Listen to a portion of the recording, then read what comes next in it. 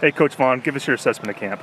It was a great camp. Overall, with bringing 180 kids in and having so many young kids, with half our team being freshmen, it was a little bit different camp just because we've always had a lot of young guys, but particularly this year it was a talented enough class that we ended up having a lot of freshmen up with us, particularly in the linebacking and secondary, and so it was a little bit of a challenge that way, just getting all of our young guys up to speed and able to compete with our older guys mentally for playing time and that sort of thing. So it had its challenges, but overall pretty pleased with how well our guys have learned so far. We still got a ways to go. Our D-line had a real good camp, I think, overall, and is looking pretty good with all the returners we have there, and obviously our secondary has all the returners, and they had a good camp as well.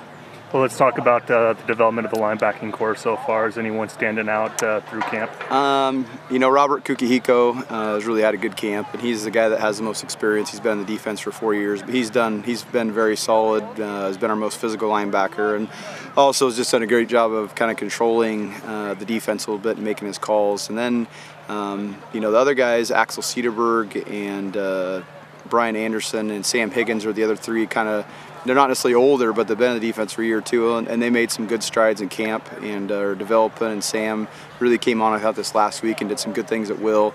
And then we have 3 freshmen that have been up with us already with our older group and competing for kind of playing time already. That's Dom Forrest and Tim Edmonds and Louis Colasordo. And those guys have really done a good job. And our defense is hard as a linebacker, but they've done a great job of learning and competing and show the athletic ability to be good for us down the road. So what are your expectations for the defense this season? With all the guys we have back, we have high expectations. It's the same old Linfield, though.